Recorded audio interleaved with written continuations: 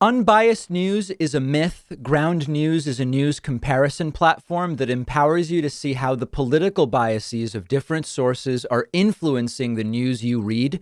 Download the Ground News app for free at davidpakman.com/ground.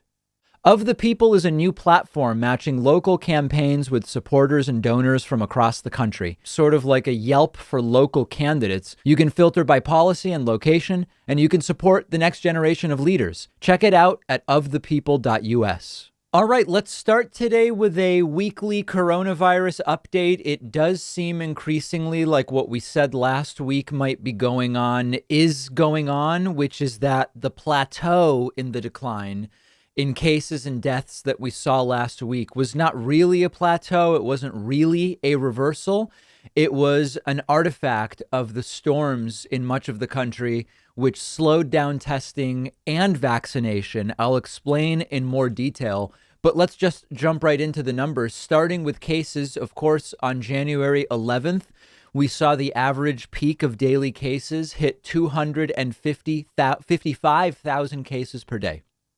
A number that a year ago would have been inconceivable when Dr. Fauci said we might get to 100,000 cases a day. So many people saying, no, we won't. And we got to an average of 255,000 cases a day as of January 11th. But then we saw a reverse and the numbers started to decline. And we saw average case numbers go below 200,000 a day, below 150,000 a day, below 100,000 a day, down to about 70,000 cases a day. And then around February 19th, 20th, the decline appeared to stop. Case numbers even went up a few days. Now, my idea was this is not a real increase.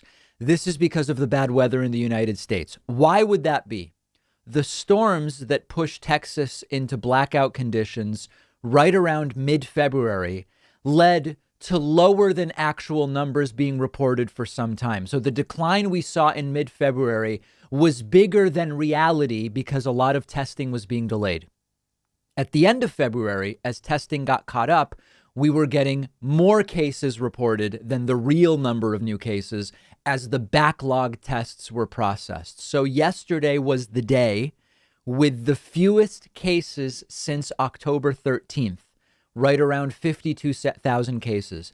And I believe that that's the real number. I think there was a period between January 11th and yesterday where numbers were artificially low and then a period where numbers were artificially high. I think that the backlog has been cleared and we're now back to sort of the real numbers. One example, a friend of mine's dad was tested around February 15th. It took 11 days to get the results. He tested positive. He's doing fine. He's actually vaccinated and has no symptoms whatsoever. That is a positive test that should have shown up far earlier. But because of the delays, that didn't show up until February 28th. So bottom line, cases from the peak on January 11th, down 73%. That's a great number. We're closing in on getting below 50,000 a day. That would be an important milestone. Now, in terms of deaths, a very similar trajectory. Deaths peaked at about 3,400 a day on January 26th. From that point, deaths are down 42%. We saw a similar bump right as the storms passed and the data normalized. There is no doubt that 1,900 deaths a day, which is where we are now, is outrageous. But if you have outrageous, tragic numbers that are going down, you prefer that to outrageous, tragic numbers that are going up. Another important statistic that we track are hospitalizations. Good news there is that hospitalizations are down from a peak of more than 130,000 just after the start of 2021, down from 130K to about 52,000 hospitalizations. That's a hospitalization decline of about 60%. As more and more high-risk people get vaccinated, that number should decline more. Now, the really exciting news, if there's anything exciting at all to look at in the midst of horrible tragedy, that's coming from vaccines. We now have a third vaccine given an emergency use authorization. This is the Johnson & Johnson vaccine. It is a one-dose vaccine. Now, there are people who were negative on this vaccine, saying, oh, it's less efficacious than the Pfizer and Moderna vaccines. And there are three important things to consider there. Number one, the Johnson & Johnson vaccine, even if less effective at preventing infections, appears to be just as good as the other vaccines at preventing serious COVID and keeping people out of hospitals. All right. So number one, that's very important. Number two, it's only one dose, meaning that given X number of doses, if you have 5 million J&J doses, you can vaccinate 5 million people rather than just 2.5 million if you had that same number of Pfizer or Moderna doses, because it's one dose only. And number three, it's not actually clear that the J&J vaccine really is not as good at preventing infection. Now, I know the headlines are often Pfizer, Moderna, 95% effective. J&J only 65-70%. There are studies, these are still preprints, so take everything with some skepticism now, but there are studies that suggest that because the J&J phase 3 trials were tested on the variants that we're so worried about, including the South Africa variant, that the lower number, the 65-70%, reflects the variants, and that if you were to do the Pfizer and Moderna trials with the variants, you would also be seeing 65-70%. So the point is, it's not really clear J&J is less effective. Get whatever vaccine is available. And we had a very good 3-day period this past weekend, Friday, Saturday, Sunday, where almost 7 million doses were injected over the 3 days, 6.9 million doses, in fact. So we are now averaging 1.8 million doses a day. Joe Biden wanted to do 1 million a day for 100 days. We might be able to double that. We might be able to more than double it. We could even be getting to 2.5 or 3 million doses a day regularly soon, as there are massive dumps of vaccine doses coming in March. Realistically, it's conceivable that the problem by the end of this month will be, do we have enough vaccination sites and vaccinators to inject all of the doses that we're going to have? Some locations probably need to start thinking about ramping up to 24/7 vaccination. That's a good problem to have, assuming you can solve it. We want to make sure that we can use all of the doses that we're getting. So things are looking up. It's a race against the variants. It's a race against people behaving less carefully because of the good news. But I continue to be cautiously optimistic. We'll check in again in another week. Send me your thoughts about what's going on locally with vaccines where you live. You can find me on Twitter at @Pakman. After the break, we are going to talk about cancel culture. Yes, it's the right's new obsession. Many requests for a sort of overview about cancel culture as the new pet issue for the right. There's very specific reasons why the right is focused on it. You can also make sure you're following us on Instagram at David Pakman Show for more on all of these stories. We'll take a quick break and be back with much more. The David Pakman Show at davidpakman.com.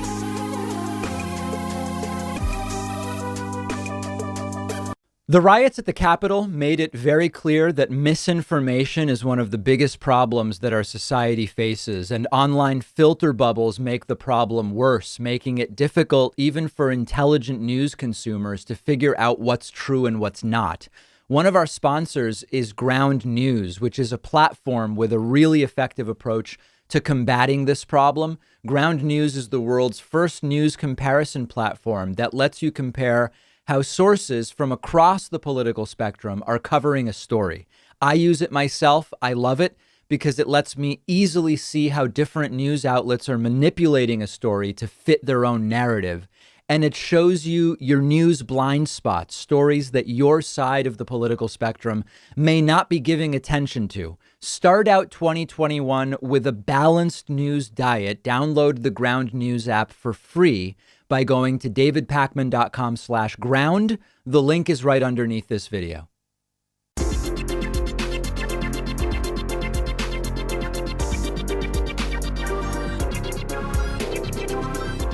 The David Pakman Show at davidpakman.com. We're an audience-funded program. I would much appreciate it if you decided, if you like this enough to support it, that you grab a membership at joinpakman.com. If you don't like this show, keep doing what you've been doing, which is emailing me every day. All right, very good. Let's move on. Let's talk about cancel culture. Understand that we have relatively unforged, we are in relatively unforged territory in the United States with the current American right wing. The American right wing is out of ideas. The American right can't win on policy. Their healthcare ideas aren't popular. Their economic ideas aren't popular. Their social ideas are out of the 19th century. They're totally wrong in every way on COVID. They don't accept science, even on increasingly uncontroversial topics. They can't win when more people vote, so the right tries to suppress the vote. Trump, in combination with the Republican right, lost the House in 2018, lost the Senate in 2020, lost the White House in 2020, not by a little bit, by a lot, as Trump likes to say. These people's ideas, while clinging to support in the United States, are the laughingstock of the world. So as we've talked about before, they make themselves victims to justify their own existence and because they have nothing else left. And their latest path in so doing is talking about so-called cancel culture. And so their entire CPAC, Conservative Political Action Conference that we saw over the weekend, was crafted around this idea. The slogan was America Uncanceled. Trump talked about cancel culture. Many of the speakers did. Now, I've said this before, but it bears repeating once again. Cancel culture, as described by the right, does not exist. It's the latest ploy meant to rile people up, just like pretending trans women in sports is the major issue facing the United States of America. I'm not saying it's not an issue. It's just not a major issue that relates to the lives of 99% of the country. Now, let me be very careful. Whenever I do this, I have to issue a disclaimer to try to save my inbox, and it still won't work, but it'll help. If you are going to argue that I'm wrong by emailing me an article about one person that was unfairly fired for a political view they tweeted about, or an article about someone who was fired because their political opinion clashed with that of others in their workplace or something like that, that doesn't disprove what I'm saying in this segment. I will gladly admit that sometimes there are unfair firings, just like sometimes there are false rape reports. This is a country of more than 330 million people. There are examples of everything, but basing an ideology around something insanely rare, pretending that a main policy issue is something that statistically is barely there, is a ploy weaponized by the right to attack the left, to attack organizations, to attack institutions, to attack social media platforms when the right doesn't like the decisions that they make. Cancel culture is the perfect ruse for so many right-wing goals. Right-wing politicians need to portray themselves as victims, claiming that social media networks and journalists and academia are all out to get them is the perfect way to do it. Religious right folks need to claim that their religion is under attack, that Jesus primarily is under attack. This is the perfect way to do it. Right-wing politicians need to raise money. We know that sociocultural issues, real or imagined, doesn't matter if they exist or not, are great for fundraising. Right-wing media needs to make money. Outrage porn about cancellations of Republican politicians or of right-wing media itself or of Potato Head or Dr. Seuss or whatever. It is perfect fodder for ratings. And importantly, the right is generally less divided on cultural issues. This goes back a long time. On economic issues, you see more of a range of views among the right, in part because of the libertarian right. In many studies, including a good one from Vanderbilt University, Republican positions on cultural issues exist within a much tighter range than they do among the left. So they can easily generate more unity and more outrage among the right with these cultural issues against a shared enemy. This is truly the perfect ruse, and it's working. Now, in reality, what they mean by cancel culture is that sometimes their speech has consequences, and it essentially describes free market capitalism, which they claim to support. And you know what?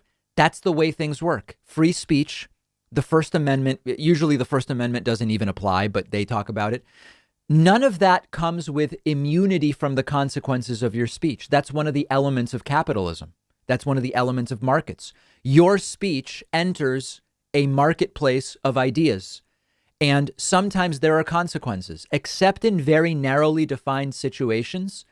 The consequences to your speech are someone else's free speech, which must also be protected. What the right wants is carte blanche to continue their policies of economic discrimination, elitism, xenophobia, homophobia, Christian supremacy, white supremacy, whatever it is they prioritize. They want to perpetuate that and insulate themselves by using the term cancel culture to intimidate the left into not criticizing them, to intimidate the market into not having consequences for their speech. Let's not fall for it. Now, give me a specific example of something that was done wrong. I will look at it. If someone didn't deserve to be fired, I will look at it and I'll tell you they didn't deserve to be fired. But this is the way that the right is organizing its followers against real progressive change and to justify their own existence absent any substantive policy ideas going on 5 years now. The Trump era was devoid of actual policy completely, and it is now essentially a grievance movement. And so often, we talk about projection from the right. There are these enclaves of the right that love to say the left is now just a grievance movement. When I look at the left, sure, there's some grievance in some circles, but the predominant left-wing movement is around economic equality, accepting science and acting on it when it comes to COVID, when it comes to climate, when it comes to so many different things. It's about a $15 minimum wage. It's about getting health care to people. There's policy there right now for the most part. And yes, on the fringes, you have the sort of grievance-focused elements, which I have no problem criticizing and have done for years. It is actually the right, via this cancel culture meme, that has become uniquely about self-victimization and grievances. Now, next, I want to look at some hilarious examples of how the right is now going absolutely crazy with the cancel culture story.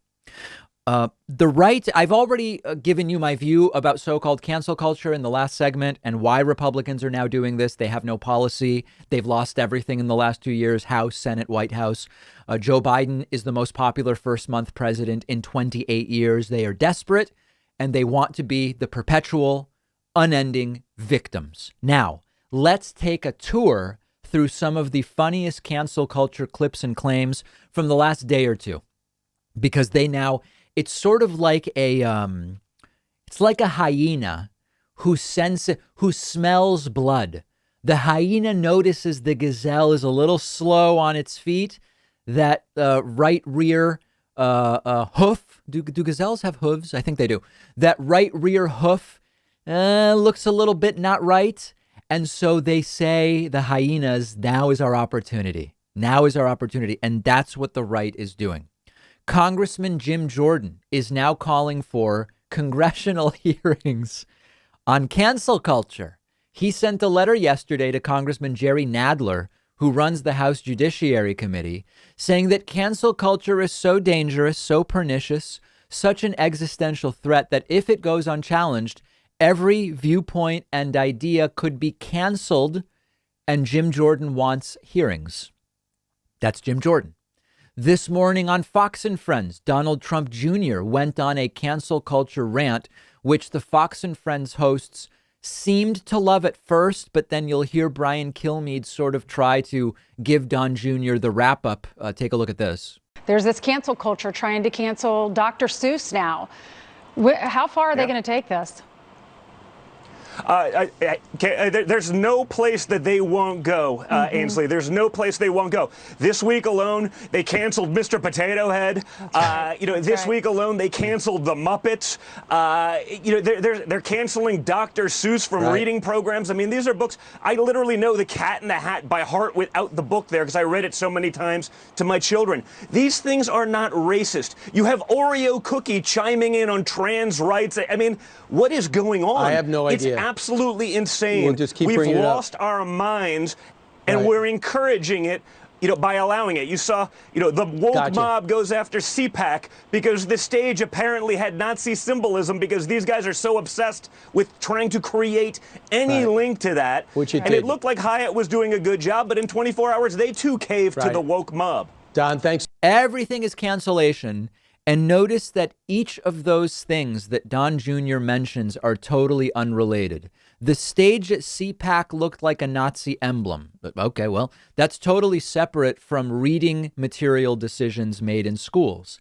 And that's unrelated to the decisions made by private companies about the products they want to put out. Now, they want you to think it's all part of the same liberal plot and culture. It's a sort of Gish-Gallop conspiratorial thinking.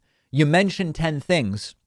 It's not totally clear if they're related, but if it sort of sounds like they are, the audience hears it and goes, wow, that's quite a list of stuff. But you have to separate it out and go through it piece by piece. Here's another clip from this morning's Fox and Friends. They truly seem to have nothing to talk about other than this, talking about more cancel culture. It is March 2nd. It is Read Across America Day. It is also Dr. Seuss's birthday. And traditionally in our country, we celebrate Read Across America on his birthday because we all grew up reading his books and loved them. But there is a proclamation claiming that this is Read Across America Day, but he is leaving out the mention of Dr. Seuss because of this one county, Loudoun County in Virginia. And they are saying that it's controversial and they want to cancel Dr. Seuss. Yeah, the researchers surveyed 50 Dr. Seuss books and concluded that out of the 2,240 identified human characters, there are 45 characters of color representing 2% of the total human population. Of the 45 characters, 43 exhibited behaviors and appearances that align with harmful and stereotypical Oriental tropes. So that's Brian Kilmeade's kind of fabricated outrage voice. And you know that, by the way, when Fox News is pretending to care about literature, you know it's a fabricated issue, since literature is not a top issue for Fox News viewers unless it plays into some other sociocultural outrage that they want to generate. We know literature is not high on the list of priorities for Fox News viewers. Here's another example from a few days ago. This is from the Tucker Carlson propaganda program, where a lawyer named Harmeet Dillon told Tucker that the left is trying to cancel women. Harmeet, I appreciate your coming on tonight. So the Equality Act, everything is Orwell. Is this about equality? It would better be named the Women's Cancellation Act, because it looks like cancel culture has finally come for the female gender, Tucker. What we're seeing in this act is basically a denial of science, and this is the flat earthers taking control of the government and using those levers of power to elevate the rights of transgender women, people who are born as men, over the rights of biological women. And it's not just conservatives who are concerned about this, Tucker. So there again is the raising of the issue of trans women in sports. I won't go into that in detail now because I've done 2 or 3 segments about that over the last couple of weeks. If you're curious about my thoughts on that, you can find those clips. But in short, the fact that individually we can find instances where we need to sort of think through what makes sense in certain sporting situations, athletic situations, pretending that this is the issue on the forefront of American culture and society is another one of these fabricated outrage issues from the right. Trump even jumping on board. Remember, Trump brought up cancel culture during that bizarre 90-minute speech at CPAC, which Trump himself even seemed bored with. Take a look at this. And in particular, we reject cancel culture. So remember how this all works. You and I, hopefully, if you're like me, you have a diverse set of news sources. You're not just paying attention to the news, but you're also reading history and reading philosophy and other sorts of nonfiction. And you sort of have a broad view of what's going on in the world. You follow some international news, etc. If you only watch Fox News and watched CPAC and listen to what the former president Donald Trump says, you would be under the impression that the issues plaguing America right now are trans women in sports, conservatives getting suspended on Twitter, potato head, Dr. Seuss, and of course, fighting communism, rather than the pandemic, inequality, economics, the COVID relief bill, getting people vaccinated, dealing with the climate, fixing money in politics, getting everybody health care. That's how it works. And we know it works because you go to CPAC and you interview random people. This is the stuff that the attendees are talking about. We're against socialism and communism, so we're mad about Joe Biden being here. What? There's no risk of communism or socialism in the United States. So it does work. And unfortunately, it's hard to even have a shot at deprogramming someone if you can't even get them out of an echo chamber where these are the issues that are reinforced as the major issues facing the country. So it's an uphill battle. It's clear, as I said earlier, with my hyena gazelle analogy, they smell blood. They see the opportunity here to strike on this issue of cancel culture, and they plan to strike and strike and strike, to quote the great Paula White. We will have more coverage of this on our Instagram. Find us at David Pakman Show, and find me on Instagram at david.pakman as well. The David Pakman Show at davidpakman.com.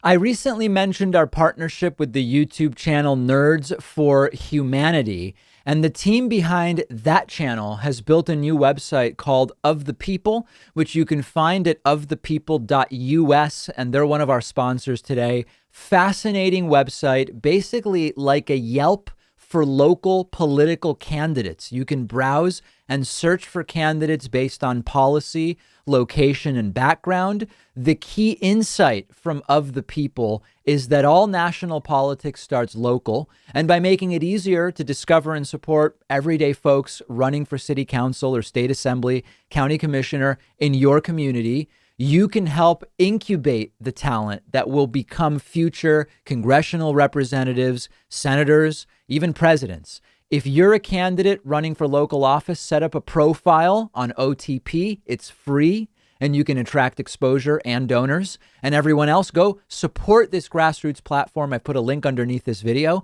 And while you're at it, don't forget to subscribe to the Nerds for Humanity YouTube channel.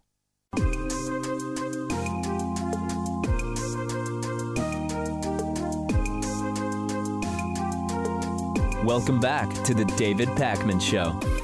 It's great to welcome back to the program Michael Moss, a New York Times bestselling author, wrote the book Salt, Sugar, Fat. New book out today is Hooked: Food, Free Will, and How the Food Giants Exploit Our Addictions. So great to have you back, Michael. Hey, nice to see you again, David. So in the time since we last spoke, we've learned a lot more about the sort of physically addictive nature of certain food elements. We've learned about sugar. We've learned about other elements, but we've also learned a lot about food marketing, nutritionism, and so many other aspects that operate on a more sort of psychological rather than physical level. Talk a little bit about sort of your general approach to this book and what you're talking about when you talk about addiction to food. Yeah, so I wrote the book and I started researching it because right after Salt, Sugar, Fat came out, at the end of it, I was trying to be a little optimistic and say, look, ultimately, we're the ones who decide what to eat and how much. And the very first question I got was, but Michael, isn't this stuff you're writing about addictive like drugs? And if so, how can we have any control over it? And I was like, whoa, you mean you're comparing like Twinkies to heroin? I was like, no way. But I came full circle in realizing and talking to experts who coached me on this, which is that, look, in some ways, food is even more addictive than some drugs. And part of the reason for that is that the companies have figured out ways to tap into, exploit, if you will, our basic instincts. We by nature are drawn not just to eat, but to overeat. And the companies have figured that out and turned that, which was a good thing for most of our existence, into a really treacherous thing by making overeating an everyday thing. What is the start of the chain of all of this? Is it profit motive for food giants? Yeah, look, I still don't see this as this evil empire that intentionally set out to make us overweight or otherwise ill. These are companies doing what all companies want to do, make as much money as possible by selling as much product as possible, and by making that product as attractive and irresistible as possible. So they have chemists working for them. They have marketing experts, psychologists, sort of all trained and focused on hitting our biological instincts, but also our emotional buttons to maximize the allure of their products. Can you talk a little bit about what exactly is it when you research this that is most addictive? Is it, as sometimes said, you know, the dopamine release from sugar is similar to drugs? Is it what exactly is it? Yeah, so there's a few things. One, we are built to sort of love food that's inexpensive. It kind of makes sense, right? Put out the least amount of energy for the calories that you're getting. You know, the industry uses these chemical labs to come up with new formulations that are shaving, 10 cents, 20 cents off the price of a package. That excites the brain. They're really good at variety. You know, we by instinct are drawn toward different kinds of food. That's why we're able to populate different parts of the world with different food to eat, and we're really good at adjusting to that. You know, you walk in the cereal aisle of the grocery store, there are 200 versions of sugary starch with that sole purpose of exciting the brain. We love calories, right? We have sensors in our gut, also possibly in our mouth, that detect calories in food. And so the food companies have been really good about packing in the calories. I mean, compare like a Hot Pocket to a stick of celery, and you get the idea of the contrast between basic foodstuffs and ultra-processed foods. And again, the brain gets really excited by the more calories and is much more apt to sort of put you into that impulsive, compulsive drive where the thinking part of your brain doesn't have a chance to step up and say, hey, wait a minute, Michael, I think you're going too hard on this food. It seems that at a certain point there was a huge evolutionary advantage to that, in the sense that, like, if you think back to hunter-gathering and the amount of time and energy spent chewing in order to obtain a certain number of calories. And then all of a sudden you're maybe able to, you cook something, and which allows you to kind of do in advance some of the work that your teeth and body would do. The body probably would sense that, wow, one bite of this is conferring way more calories. And it was good at a certain point.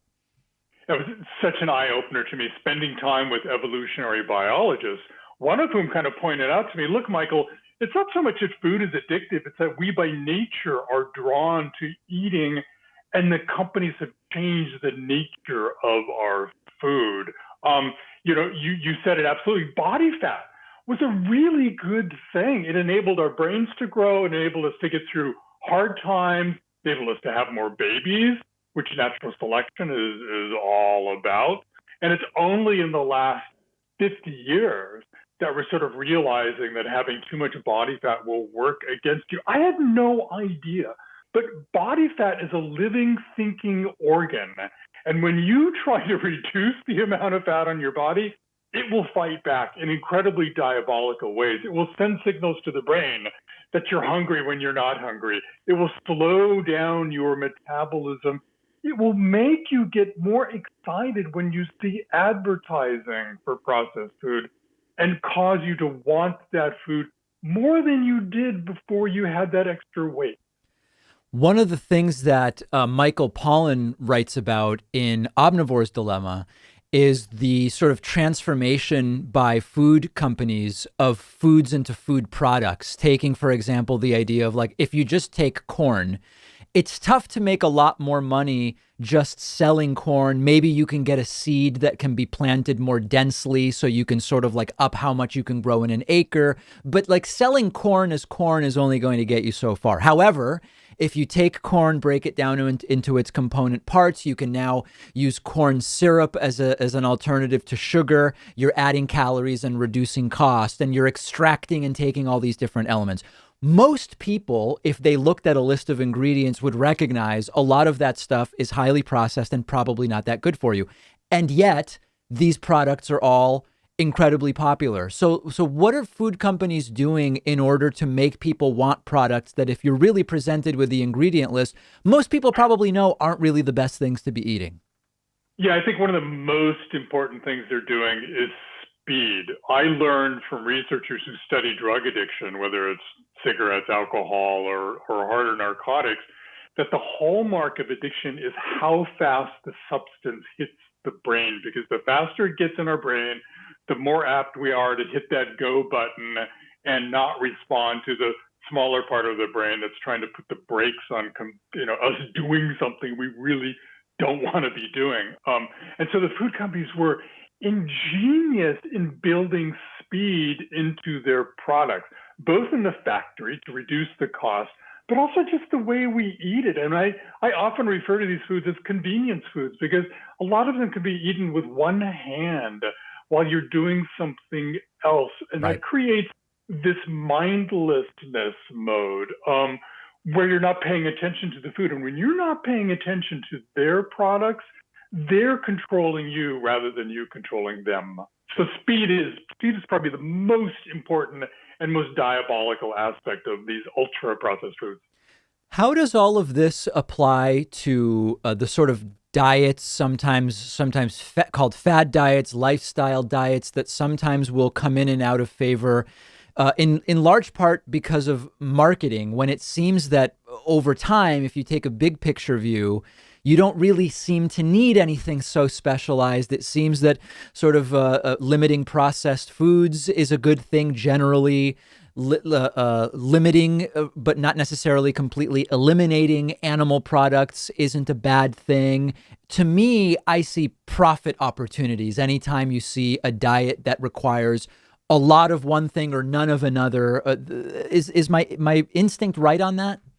Well, absolutely. I mean, let me tell you about sort of profit. I was stunned to learn that the largest processed food manufacturers quietly bought up, gained control over some of our more popular dieting methods. And we're talking about Heinz buying Weight Watchers, Slim Fast, Atkins, you name it, South Beach Diet. A lot of these brands and methods were acquired none other than by the food companies. And then they kind of populated the grocery store with diet versions of their mainline products, which really weren't all that different than the full bore calorie version, sitting next to each other on the shelf and sort of counting on us to be making rational decisions every time we go shopping as to which of these products to buy and eat and pay attention to. But here's the thing again that sort of relates to addiction. The thing about, and one of the lessons from drug addiction, one of the things that makes these food products even more troublesome than drugs can be, which is that you can't just go cold turkey. You can't just stop eating to deal with a food eating problem. We all have to eat. And that's a slippery slope. And so we walk into the grocery store and we're so vulnerable at times in our lives or times of the day to their marketing and their products and these diet schemes that look by and large work until they stop working, which is why so many people have trouble sticking to a diet because it's strange and it's different. And they ultimately, because the power of memory in shaping our eating habits draws us back to what we were doing before. Is the most people are busy, people are working, people are earning a living, they have to get their kids back and forth. It can be very difficult to keep up with, is the egg good or bad right now? Is coffee good or bad? Is soy good or bad? Is there one principle, which is just avoid processed foods as much as possible? That is the simplest thing for people to remember, or would it be something else?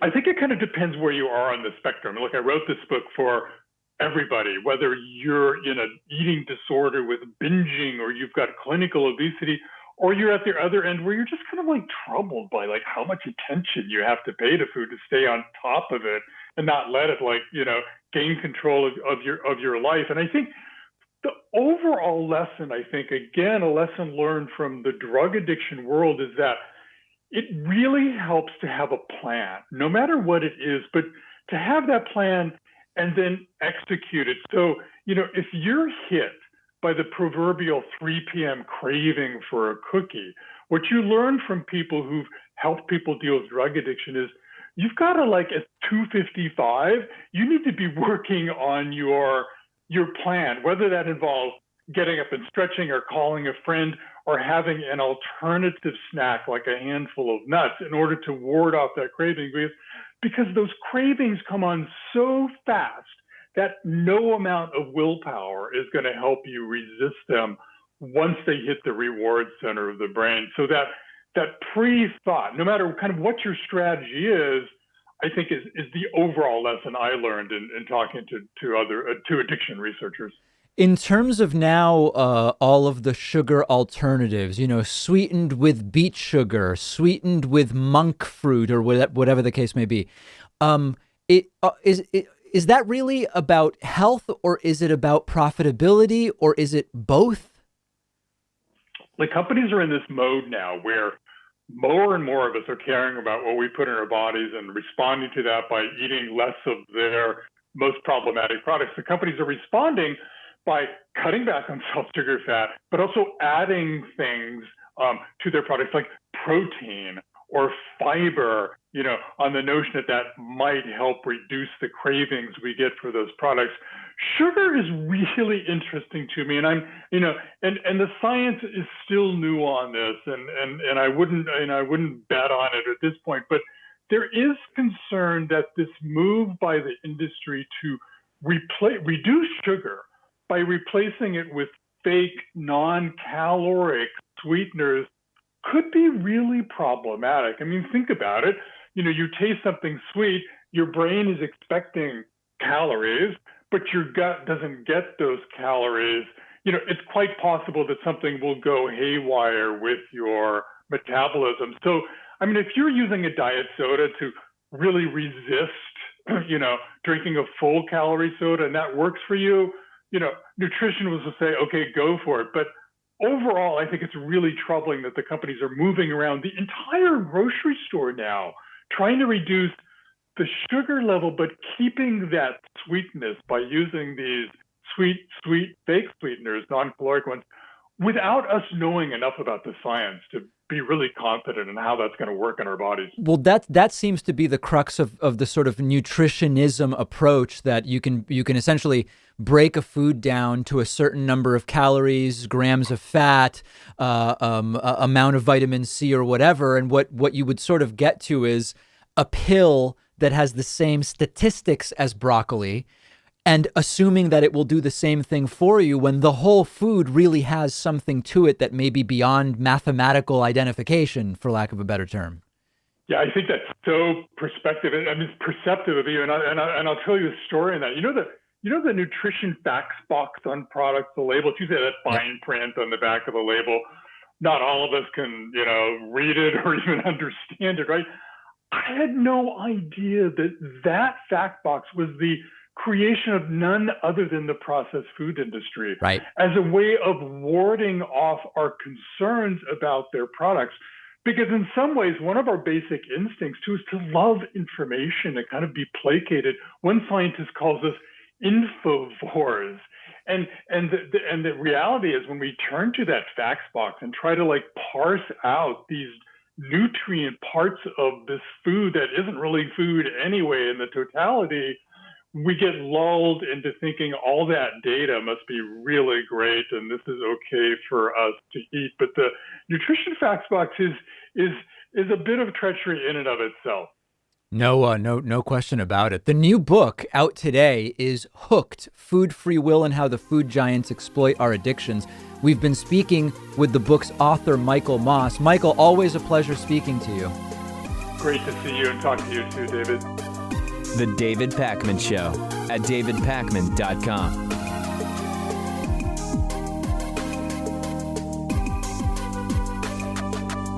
The number one funding source for the David Pakman Show has been and continues to be membership. And membership is not just a feel-good thing. You get access to the world-famous bonus show every single day just for members, as well as commercial-free audio and video feeds of the show day in and day out. You can sign up for membership very, very quickly at joinpakman.com. That's joinpakman.com. If the normal prices strike you as high, by all means use the coupon code BETTER21, all one word, all lowercase. Become a member today.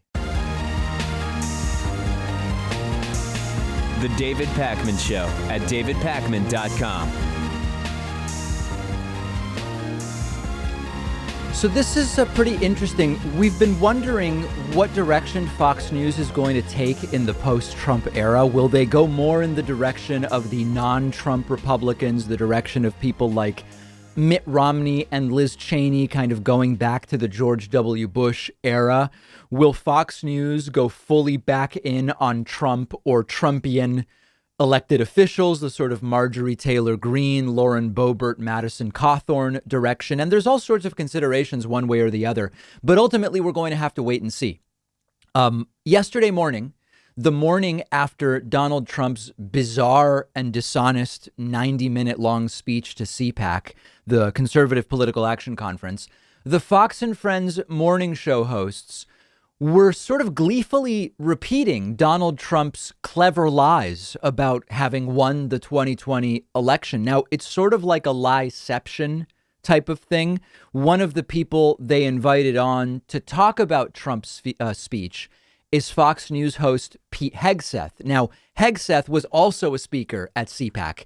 I'm going to play this clip for you. And what I can't totally tell here is clearly when Pete Hegseth, the guy on the right of the screen, reminisces about Donald Trump's CPAC speech lie about winning the presidential election a third time, Pete Hegseth is definitely being serious. When Steve Doocy repeats it, it's less clear that Doocy is saying it as truth. It sort of seems like Doocy is repeating it as what it was that Trump alleges.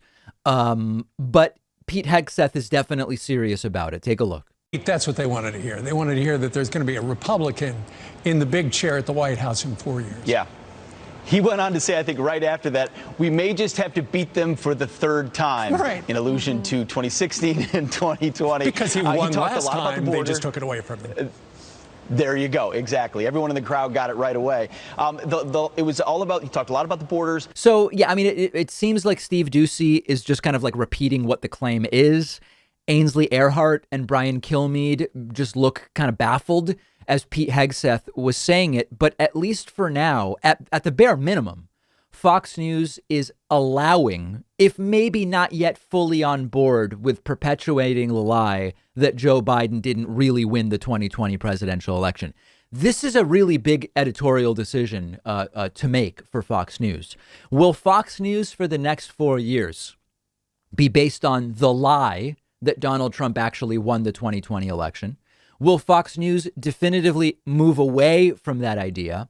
What I think is most likely is that Fox News will sort of play with it. They'll sort of play coy. And what I mean by that is their opinion people in the evenings will continue to kowtow to the idea that the election wasn't really fair. Their news people will report on the fact that, quote, many people believe Donald Trump actually won the 2020 election.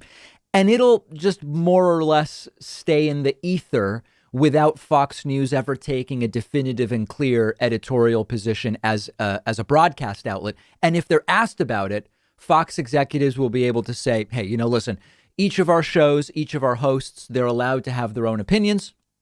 They make editorial decisions, blah, blah, blah. That's my best guess as to what we will see on Fox as of right now. And it'll serve a few purposes. One is it allow them to sort of hedge and have something that all flavors of right-wingers can find that they agree with. It's also probably a way, legally speaking, to avoid further lawsuit trouble. They won't have guests on attacking Dominion voting systems specifically, but they'll generally have some hosts continue to put out the vague idea that many people believe Biden didn't really win in a completely fair way. And that way they'll be able to placate just about anybody who's looking for something that is marginally less crazy than Newsmax and OAN. If you expect something different, let me know. I would very much love to hear from you.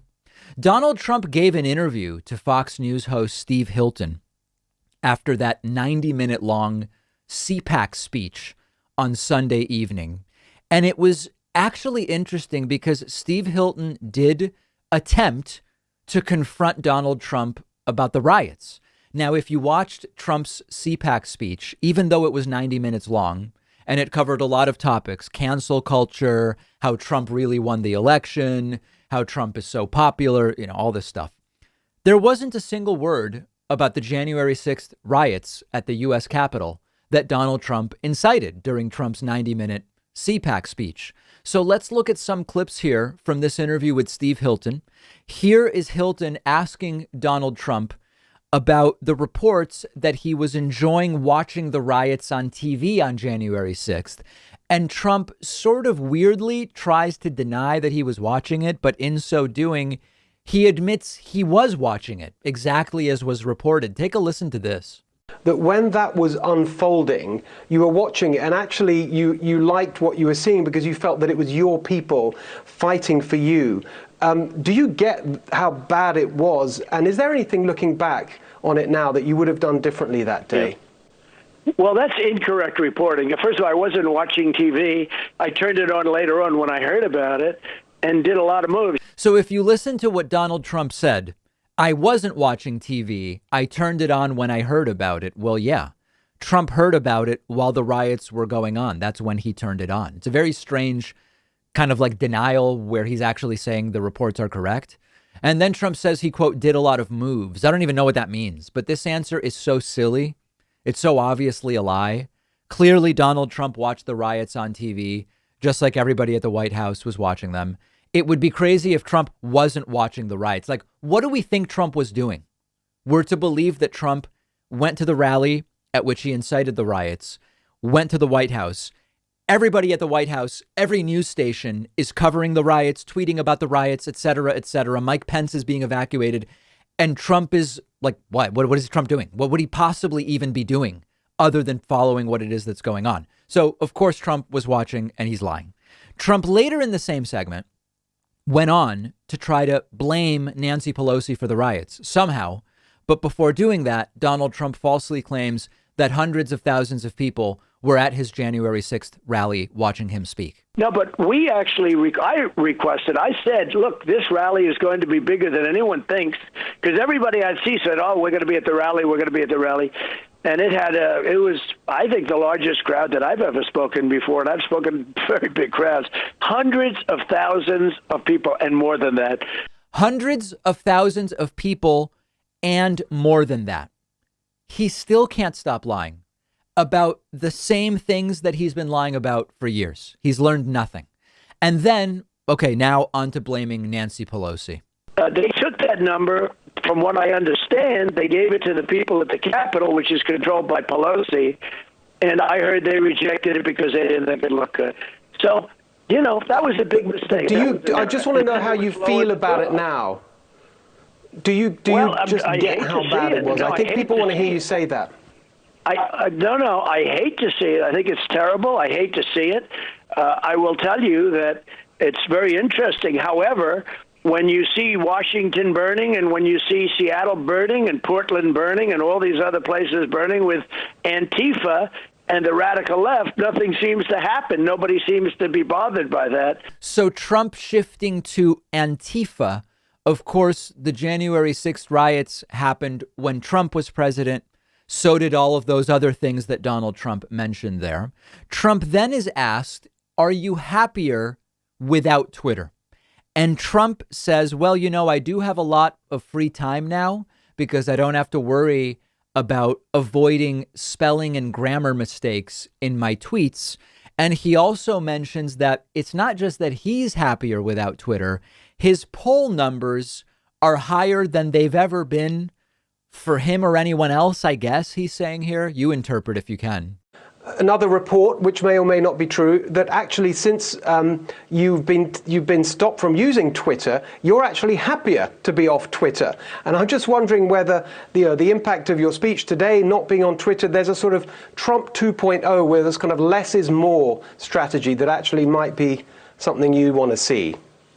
Well, it could be. I mean, I have much more time. I can now speak to you a little bit, and I can do things that, frankly, when you're tweeting, does take up time, and you want to make it perfect, because if you make a spelling mistake or you put a comma in the wrong location, they go wild. He doesn't know this, or he doesn't.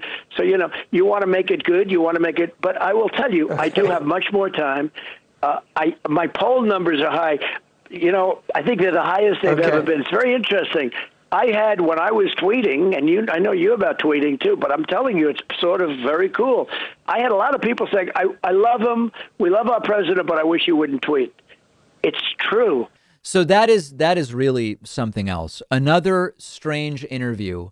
My honest assessment after hearing this interview and also watching the Sunday CPAC speech is that Trump seems to be kind of going through the motions, but he seems very deflated in reality, sort of desperate to have relevance and political capital again.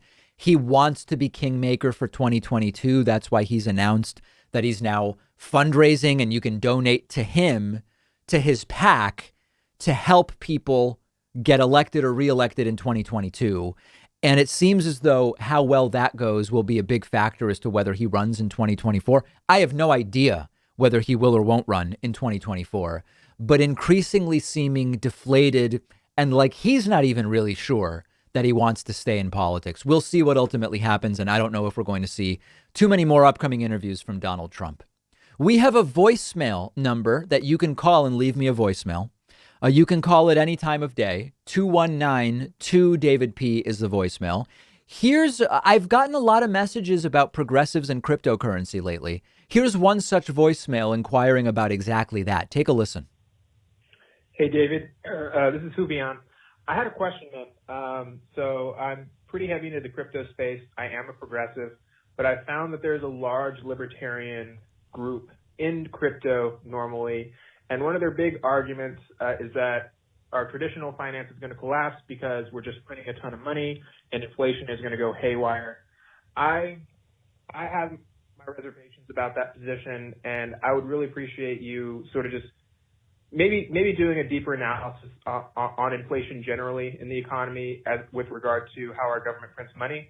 I think it would be very insightful as usual, and it would be very helpful to me because then I could just send them a link and just say, here, consider this. So thanks, man. I love what y'all do. I've been watching you for like over a half decade now. It's kind of crazy to think about, but thanks, man. Bye. Yeah, these are good topics. I mean, the thing about inflation is first of all, the term printing money at this point is so antiquated. I mean, we're really, the government's not printing money. We're talking about digitally creating money, which you might say that's not that different than Bitcoin. And you would be right. The difference is it's a government that is digitally creating US dollars rather than, an algorithmic process with Bitcoin that is creating it. I am not big into the progressive anti-cryptocurrency movement. I think that there are concerns about cryptocurrency, just like there are concerns with government-backed currencies. The inflation spiral people have been proven wrong. I mean, they've just been proven wrong. The United States, if you go back to TARP and the stimulus under Obama in 2009, the money supply has continued to increase in the United States. What do you think stimulus is fundamentally? And we've seen very well-controlled inflation in the United States. Additionally, our understanding of modern monetary theory continues to show that the sort of doom and gloom inflation spiral claims are the predictions just aren't bearing out. The same people have been making the same predictions for a really long time. At some point, we may get more inflation in the United States, but that's sort of like the people who are constantly predicting a crash. Eventually, they'll be right because that's the way capitalist economies work. It's booms and busts, and at some point, there's going to be a crash. Some of the other criticisms of cryptocurrency, like, for example, the energy usage of Bitcoin mining. Okay, yeah, I understand that. But traditional banking also has a massive energy and carbon footprint. The physical location components of that banking industry have huge environmental implications.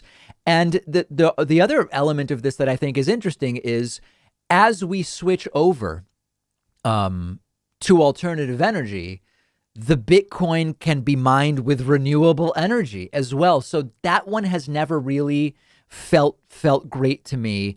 The general assessment that Bitcoin could collapse at any time and it's only as good as people's demand or interest in holding it. Yeah, that's absolutely true. And I've made no secret that I guess at this point it's 4.5 years ago, I bought an amount of Bitcoin that at the time was sort of reasonably calibrated to my financial situation. It's obviously gone 10x since then. My assessment of the volatility of Bitcoin hasn't changed. It's just at this point, it seems like it's here to stay enough that I want it to be a slice of my portfolio. And it's done well so far. It may not in the future. That wouldn't justify its existence one way or the other. And it's really up to everybody to decide what for themselves, sort of what financial decisions make sense. But so I guess my takeaway is there are good reasons to be skeptical of all sorts of financial instruments, the stock market, Bitcoin, currency exchange, whatever. When I see particularly sort of hyperbolic arguments from progressives only applied to crypto when they could apply elsewhere as well, it doesn't really inspire me to say, yeah, that's more. Give me more of that, please. I think that's where I am. We've got a great bonus show for you today. We will talk about the Elizabeth Warren, Bernie Sanders new wealth tax proposal. We will also talk about a landmark voting rights case before the Supreme Court. We will talk about former French President Nicolas Sarkozy being found guilty of corruption and much more. So do yourselves a favor and me. Grab a membership at joinpakman.com. You'll get instant access to the bonus show, and then you can join us there in mere moments.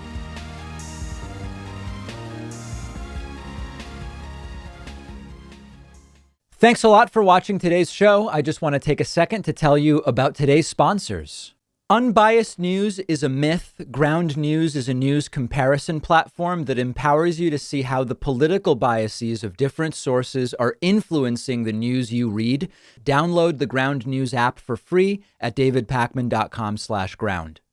Of the People is a new platform matching local campaigns with supporters and donors from across the country. Sort of like a Yelp for local candidates. You can filter by policy and location, and you can support the next generation of leaders. Check it out at ofthepeople.us.